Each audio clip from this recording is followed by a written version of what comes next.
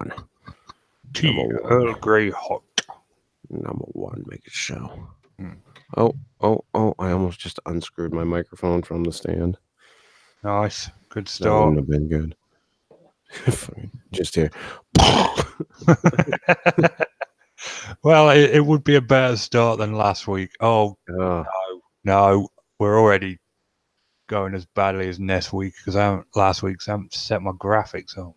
Oh, there you go, son. Come on. As long as I don't end the show with your tagline again. That's all I want. That's all I want is not to do that. I actually talked about how funny that was.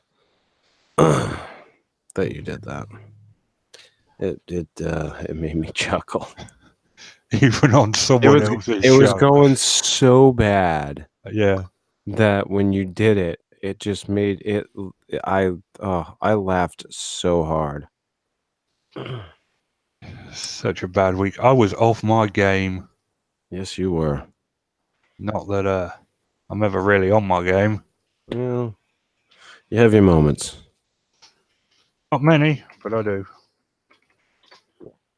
Bit of a Star Wars quote for you. Yep. Good old RT. Just post the old links. Before we start, have you had a chance to check out? I have not. Before I ask you this, have you had a chance to check out Brightburn? No, I didn't think it was out yet. Oh yes, it is. It is here anyway. I've heard good things. I just have not had a chance to get to the theater yet to see it. If it's out here, I will go tomorrow. I can tell you that much. Let me know. Dark Phoenix? Nope. Godzilla? Nope. No, it's not out here. Dark Phoenix. Oh God. I'm not seeing it. I've come to the realization that I'm not going to as well. I'm petrified of what they've done. And like I said to Matt, I said it's pretty sad that this is kind of the second time that they've tried to go down this storyline road, and it's just been atrocious. Yeah. So it's sad, but what do you do? I mean, I know that you and me greatly disagree about Apocalypse, so I'm not sure if I went and saw it and didn't like it, if you'd like it or not. But I'm not seeing it. I think that based on what I'm seeing and based on the reviews that are coming out, no. Well, at least I think it's the last one they're making, so. Yeah, and Marvel's taking over, so. Oh, goody. Have the X-Men and the Avengers. Maybe a new Wolverine. Maybe we'll get Sasquatch. Yes, Wendigo. Right, yeah, you're absolutely right. Welcome, ladies and gentlemen, to this week's edition of the Squatchable podcast. I am your host, Richard Allen, and joining me, as always, is my stalwart companion, Chris York. Chris, how are you? Absolutely wonderful. He joins us from The 40-Inch Slip. That's YouTube/The 40-Inch Slip, all one word. And if you enjoy the 40-Inch Slip or Power Breakdown, head on over to Bigfooting with Keith N Collin on Facebook, where my badly drawn Bigfoot have misadventures aplenty. And this week I'm continuing the commentating on old comic strip because I really enjoy that. And without further ado, let's just get on with it. Our first story comes from My Patch of the Woods. That's right, ladies and gentlemen. We're going British Bigfoot. Specifically. With flamingos? Yeah, that's the right one.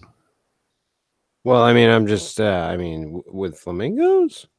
With flamingo? Oh. The picture has a flamingo in the picture. Yeah. With the Bigfoot. There. Oh. Dear. That's the one? Yeah, that's the one. Right. let's just push forward.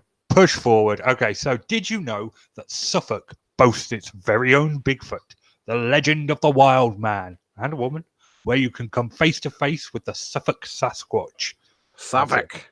Suffolk in England. Yeah. The wood woos, or wild man of the woods, is a mythical figure that first appeared in medieval Europe and is comparable to the satyr in classical mythology and to Sylvanus, the Roman god of the woodlands. These curious creatures, covered from head to toe in thick hair and carrying a club, began to appear in England churches during the 12th century, carved into fonts, spandrels, and roof bosses in precisely the same places where you'd find their close relative, the Green Man. Although terrifying in appearance, the woodwose is often seen fighting lions or dragons, both of which were considered a threat to humans, and it was widely believed that the woodwose would scare away evil spirits. They did not, however, prevent them from also becoming like medieval bogeymen who could be used as imaginary behavior monitors for wayward children in art depictions. The woodrose's club sometimes included a child tied to it, and children have every right to have every nightmare about the woodrose. According to some legends, they had superhuman strength, were deaf to the word of God, and some would think nothing of snatching a child and eating them.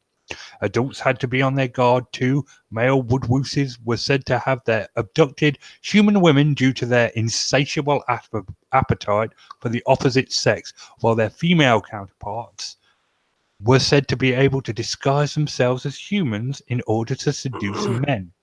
According to legend, if a woodwose was shown with an upraised club, he is yet to be converted to Christianity. If the club points down, the conversion has taken place. Mm-hmm. So sounds like a lot of legend and fiction to me. And cruelty to children, like most British legends. Yeah. You guys like beating on your kids, don't you? Well, we like having cautionary tales for children. Cautionary tales. I think that's a little bit more of a cautionary tale. Like, don't stay up too late on Christmas Eve, or Santa's elves will poke your eyes out. Oh, yeah. Yeah, I remember that one. No. That's what I got told when I was a kid. Yeah, no. Yeah, to me it sounds like fictional tales, legends. Not so much anything that's based in reality. Interesting stuff. Oh, I love old urban legends and stories of old, things that are told, excuse me, over and over and over again. I love that type of stuff. Yeah, urban legends are fun, and I have been to Suffolk and can tell you that if there was going to be a Bigfoot in England, it would probably be hanging out down there. Mm-hmm. I'm not agreeing because I know that. I was just going, just for something to say. That's fair. Yeah. All right. To our next story, we have a Canadian Sasquatch researcher. Extensive traveling exhibit titled Sasquatch Revealed will be on display at the Lacey Museum from May 31st to August the 1st. A new exhibit is coming to the Lacey Museum this week, determined to leave its footprint on visitors. Yeah, because, it's Bigfoot. Sasquatch Revealed, a traveling exhibit that organizers say features the largest collection of Sasquatch-related artifacts and artwork ever assembled, opens Friday. And, with an extended day of Bigfoot-orientated speakers, guided tours, and a Sasquatch mask-making activity. The exhibit comes to Lacey courtesy of Christopher Murphy, a Canadian hominid expert. Murphy was first inspired by Sasquatch in 1993 when his son decided to do a school project on the famous creature. Murphy then began collecting footprint casts and speaking with experts in the hominid field. He has since become an expert himself, having written several books on Sasquatch, and he continues to petition for more support from the scientific community. We have enough evidence now on the Sasquatch to get scientists to put some resources into this, Murphy said. There are about 6,000 reports on file of people seeing Sasquatch. The Sasquatch Revealed exhibit was born in 2004 in Vancouver, British Columbia, after Murphy spent more than 10 years collecting and researching artifacts. Since then, the exhibit. We're moving on. That word has traveled throughout the United States and Canada, and new artifacts have continued to be added. The Lacey Museum will be the exhibit's 9th stop. Got it right that time. In addition to the main exhibit housed at the museum, there will be an additional display at Lacey City Hall, including a 9-foot iron skeleton and a display on the larger Sasquatch family. The museum also will be open all day and will host family-friendly activities and Sasquatch-themed arts and crafts. Merkel said that the exhibit is not meant to debate the creature's existence, but instead to discuss the phenomenon of Sasquatch as it has permeated popular culture. Sasquatch experts and novices will find something in a collection to pique their interest, according to Merkel. The goal is to discuss the phenomenon as we know it, all the way from scientific footprint casts down to the postage stamps and bumper stickers, Merkel said. The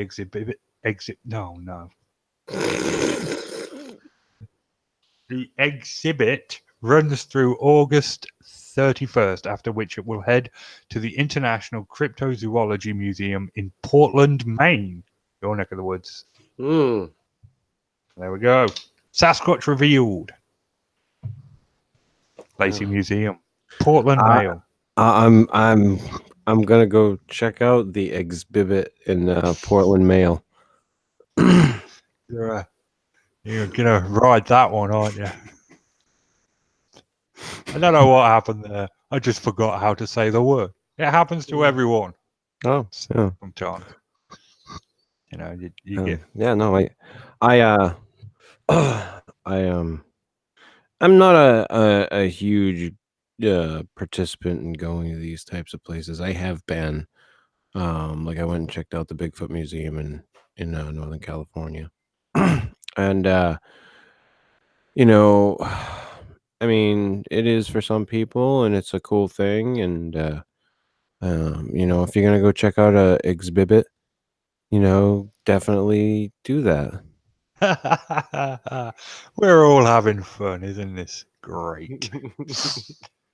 Oh no. Exhibit. There we go. Got it. See, got it. On it in the end. You're on Moving on. Sputnik News. Local encounters hairy Yeti in the U.S. Yetis in the U.S. Woo! You got Sasquatch, you got skunk ape, and now you got Yetis. Maybe they're on holiday. One man, who is the latest to have seen a creature that is allegedly couldn't be anything other than a hairy Sasquatch, says he never considered himself a believer before his encounter. Bigfoot speculation has seen recently on the rise after a number of separate sightings were reported in the northeast of the mountainous U.S. state of Georgia last week, to the bafflement of both locals and foreigners. The first was by a stunned driver. Stunned driver? Stunned driver who told local media that he'd been abruptly put on the brakes as a very dark 7 to 8 foot tall hairy creature with a pointed head popped up along his way. Edward Lee later admitted to local press that he had never believed folk stories about that beast, but now is totally convinced that it exists, and it is no bear. David Pecora, who runs the Expedition Bigfoot Facebook page, according to the Charlottesville Observer, actually Dan Aykroyd looking for his career. He's coming back to do the next Ghostbusters. I know. I'm really stoked, actually. Bill Murray signed on. Yeah, and Sigourney Weaver. Yeah. Apparently, Ernie Hudson's too good for it. What? Don't say it ain't so, Ernie. Say it ain't so. David Bacara, who runs the Expedition Bigfoot Facebook page, according to the Charlottesville Observer, commented on the case, contending that it echoes a report by another man who, having seen the original post, called him around the same time to recount his meeting a black grey one in Rayburn County near Clayton on his way to work. The man reportedly spotted the eye-popping creature in the wilderness as he walked across a field in the morning hours and saw him kneel down at a branch in search of trout. So there we go. Yeti in Georgia. Yetis. I don't know. I don't know all about all this Bigfoot activity in Georgia. You're not buying it? Sounds kind of suspect to me. Yes, suspect. Sounds suspect. I think so. Georgia, come on. Not a Bigfoot state. I'm not buying it. I'm not buying it. I mean, if people want to, if there's some concrete evidence, let's bring it out. Let's see it. Bigfoot, Georgia, maybe it's possible. Concrete evidence. I'm not on Team Bigfoot, Georgia. Not on Team Bigfoot, Georgia. You heard it here first, ladies and gentlemen. Chris York refutes Bigfoot in Georgia. I didn't say I refuted it. I said I'm not on Team Bigfoot, Georgia. I think you went the wrong way with your little graphic. No, I've ran out. No, you got one more. You had one more. I've got one more story, but I forgot to get the graphic for it. Oh, because I saw another graphic. Looked kind of cool. Oh, the smoky one. That's from last week. Yeah, but that looks good. You should just put that up. All right, we'll just keep that one up then. That one should just stay up. Hot fire bad. I'm down with hot fire bad. All right, so for our final story from the New York Times, FBI have a Bigfoot file. Of course they do. Oh, you're just buying this. You're not prepared to buy Bigfoot in Georgia, but you're happy to think that the FBI has a file on Bigfoot. Of course they have a Bigfoot file.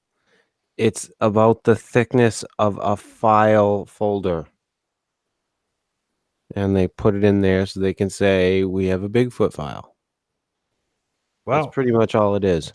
It's 22 pages of eyebrow-raising documents relating to a 1970s hair analysis. The FBI conducted at the request of a well-known Bigfoot researcher, Peter Byrne. So, the 1970s was something of a heyday for Bigfoot researchers. The grainy Patterson-Gimlin film, which claimed to show one of the creatures strolling through a California streambed, was shot in 1967. That's not the 70s, but okay. Mr. Cochran did not seem terribly surprised by the question. The FBI had been asking several times in the past year whether it had been testing hair samples for possible Bigfoots.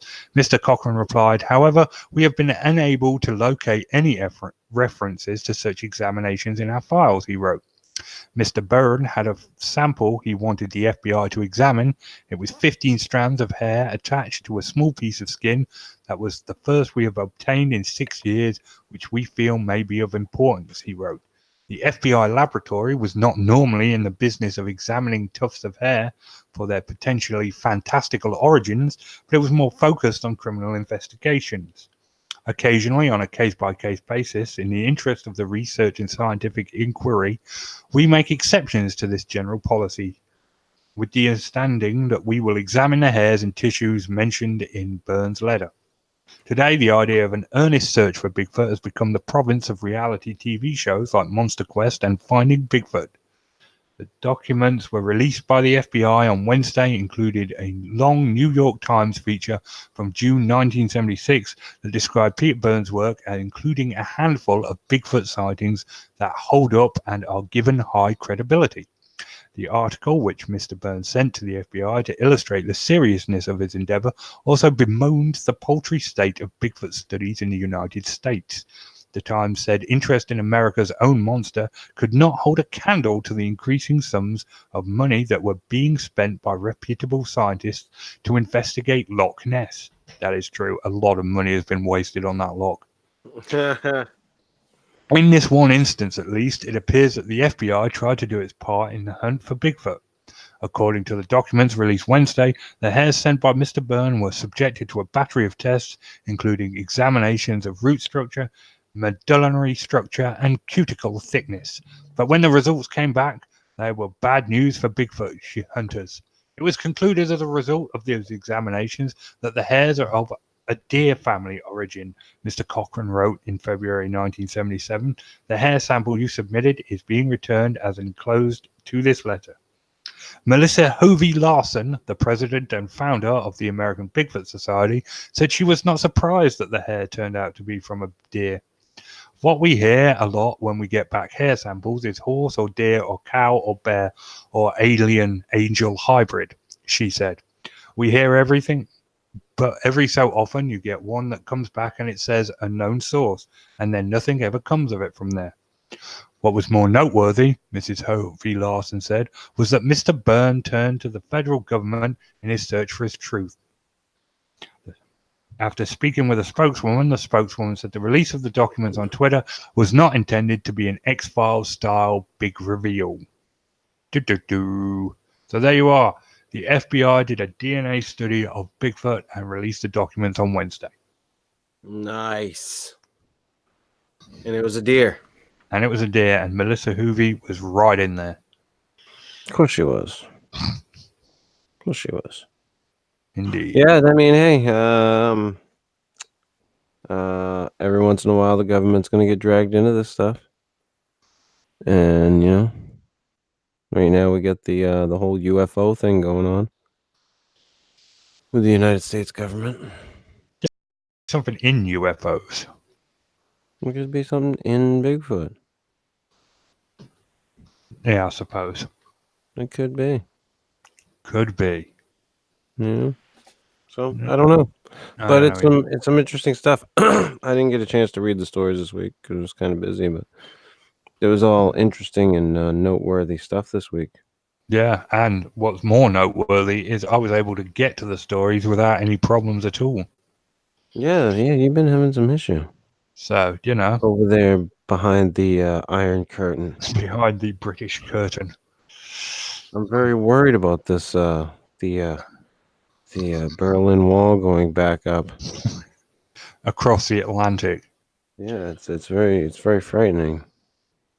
It's scary times. Scary times we live in. It is. When I can't send you a news story. Yeah. Yeah. When I can't tell you that a kid fell off his skateboard. So true. So pathetic that this is happening. What can a lowly grunt like me do? It's ridiculous, but hey, we got to do what we got to do. Exactly. So, what's coming up on the 14th Slip tomorrow night? I do believe the Betty and Barney Hill abduction. Ooh, that's a good one. I should look forward to what we're doing.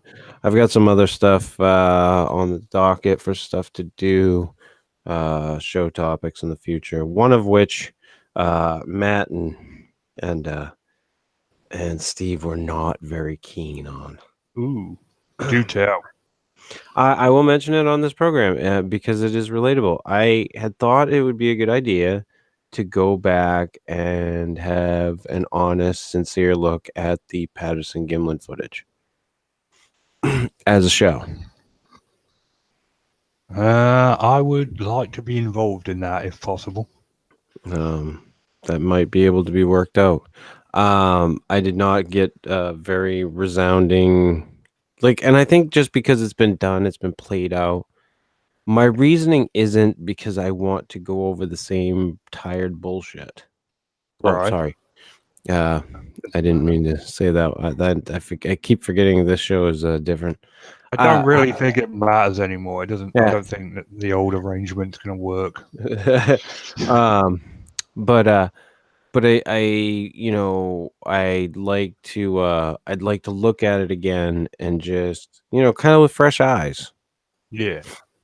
Take another look at it. And I thought maybe that could lead into the Freeman footage and there's a couple other things that are out there. And Matt is like a plethora of knowledge when it comes to that. He's seen a lot of things that have come across his desk, so to speak. So I just think it could be fun. Yeah, definitely. And if possible, I'd like to get in on that. If not, I shall enjoy the show. I will try to include you. That'd be cool.